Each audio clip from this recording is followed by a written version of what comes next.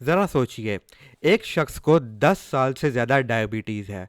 हर दिन इंसुलिन का इंजेक्शन लगाना ज़रूरी है, वरना ज़िंदगी खतरे में है।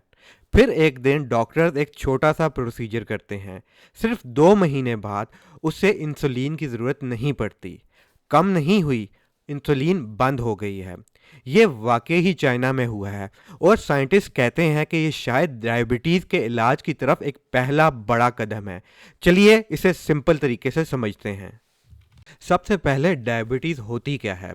हमारी बॉडी एनर्जी के लिए चीनी यानी शुगर यूज़ करती है, लेकिन शुगर अगर ब्लड में ज़्यादा हो जाए तो डेंजरस होती है। इस शुगर को कंट्रोल करता है एक हार्मोन जिसका नाम है इंसुलिन। इंसुलिन को आप चाबी समझ लें। शुगर सेल्स के बाहर होती है और इंसुलिन दरवाज़ा खोलता है ताकि शुगर सेल्स के अंदर जाकर एनर्जी बना सके। अब मसला कहाँ होता है?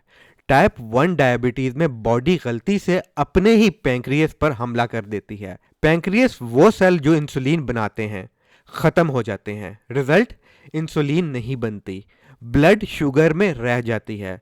ब्लड शुगर डेंजरस लेवल पर चला जाता है। इसलिए पेशेंट को जिंदगी भर इंसुलिन इंजेक्शन लगाने पड़ते हैं। चाइना के साइंटिस्ट ने कुछ बिल्कुल नया ट्राई किया। उन्होंने किसी और का ऑर्गन यूज नहीं किया, उन्होंने एक पेशेंट के अपने सेल्स यूज किए। सबसे इंटरेस्टिंग बात, उन्होंने उस औरत के जिस्म के फैट सेल्स इस्तेमाल किए। हाँ, आम बॉडी फैट। फिर लैब में उन सेल्स को रीप्रोग्राम किया और उन्हें स्टेम सेल्स में बदल दिया। स्टेम सेल्स स्पेशल सेल्स होते हैं जो किसी भी टाइप के सेल्स में कन्वर्ट हो सकते हैं। फिर साइंटिस्ट ने उन स्टेम सेल्स को गाइड किया ताकि वो इंसुलिन बनाने वाले सेल्स बन जाएं। यानी उन्होंने लैब में नए इंसुलिन प्रोड्यूसिंग सेल्स बना दिए। फिर डॉक्टर्स ने यही सेल उस औरत के जिस्म में इंजेक्ट कर दिए। अब सबसे शॉकिंग पार्ट, लगभग 2 से 3 महीने बाद उसका जिस्म खुद इंसुलिन बनाना शुरू कर देता है और आहिस्ता आहिस्ता उसे इंसुलिन इंजेक्शन की ज़रूरत ख़त्म हो जाती है। 1 साल बाद भी वो इंसुलिन के बगैर नॉर्मल ब्लड शुगर मेंटेन कर रही है। सोचें, 10 साल से रोज़ इंजेक्शन लगाने वाली औरत अब नेचुरली इंसुलिन बना रही है। आप कहेंगे कि ट्रांसप्लांट तो पहले भी होते हैं। हाँ, लेकिन 2 प्रॉब्लम होती हैं। डोनर नहीं मिलता, बॉडी नए सेल्स को रिजेक्ट कर देती है। इसलिए पेशेंट को एंटायर रिजेक्शन मेडिसिन लेनी पड़ती है। मगर यहाँ सेल्स उसी औरत के अपने थे, इसलिए बॉडी ने उन्हें दुश्मन नहीं समझा।